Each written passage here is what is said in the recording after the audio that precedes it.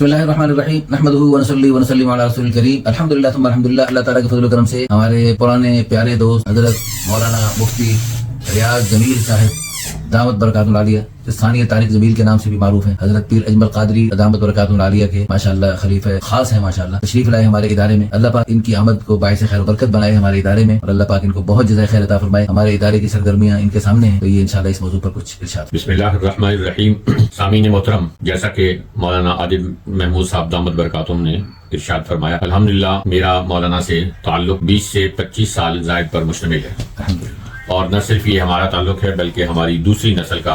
ان سے تعلق ہے۔ میرے والد محترم کا بھی ان کے والد محترم سے بہت قریبی تعلق تھا۔ اللہ تعالیٰ دونوں کو غریق رحمت کرے، آمین۔ اور جیسے دنیا میں اللہ تعالیٰ نے انہیں اکٹھا کیا تھا، جنت الفردوس میں بھی اللہ انہیں بھی اور ہمیں بھی اپنے آبا و اجداد کے ساتھ جمع فرمائے۔ آمین ثم آمین۔ پچھلے 20-25 سال سے ہم مولانا عادل محمود صاحب دامت برکاتہم کی دینی سرگرمیوں کو دیکھ رہے ہیں، اور ان کی تبلیغی تحرکات کو اور ان کی مختلف متنوع اور متجددانہ قسم کی مصروفیات کو ہم دیکھ رہے ہیں۔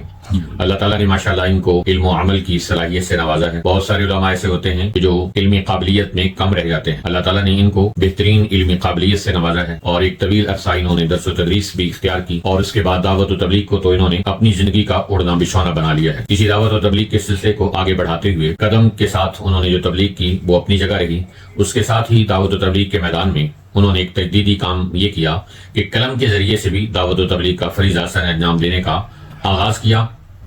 اور الدعوہ الی اللہ کے نام سے ایک میگزین شروع کیا جو الحمدللہ پوری دنیا میں مقبول ہوا، اور بہت سارے لوگوں کی زندگیوں میں ایک ایمانی، روحانی اور تبلیغی تبدیلی کا ذریعہ بنا، اور آج بھی بن رہا ہے۔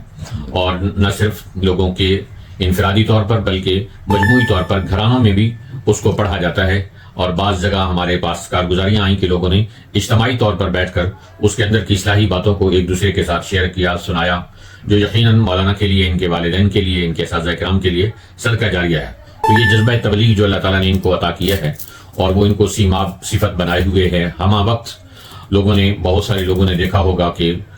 اگر ممبر ہو اور لوگ باعزت طور پر تبلیغ کے لیے بلائیں تو بہت سارے لوگ چلے جاتے ہیں، لیکن اللہ تعالیٰ نے حضرت کو یہ جذبہ تبلیغ اس طرح عطا فرمایا ہے کہ ممبر ہو وہاں بھی دعوت ہوگی، اور اگر بس کے اندر کھڑے ہو کر لوگوں کے سامنے دین کی بات کرنا ہو تو اس کے اندر بھی حضرت کو کوئی حجاب نہیں ہوتا۔ اور اس طرح عام مجمع میں، انفرادی طور پر، تھوڑے لوگوں میں، ہزاروں کے مجمع میں، جہاں بھی جاتے ہیں وہ سراپہ تبلیغ ہیں، ہر جگہ اللہ اور اللہ کے رسول صلی اللہ علیہ وسلم کی بات کرتے ہیں، اور مخلوق خدا کو اللہ کے ساتھ جوڑنے کی کوشش کرتے ہیں، اور اعمال کے ساتھ جوڑنے کی کوشش کرتے ہیں، ان کے اندر فکر آخرت پیدا کرتے ہیں۔ اور اس چیز کی گواہی نہ صرف 25 سال سے میں دے رہا ہوں، دیکھ رہا ہوں اور گواہی دے رہا ہوں، بلکہ دنیا کا بہت بڑا مجمع اس بات کا گواہ ہے کہ حضرت مولانا عادل محمود صاحب دامت برکاتہم کی زندگی دعوت و تبلیغ کے لیے اور لوگوں کی اصلاح کے لیے وقف ہو چکی ہے۔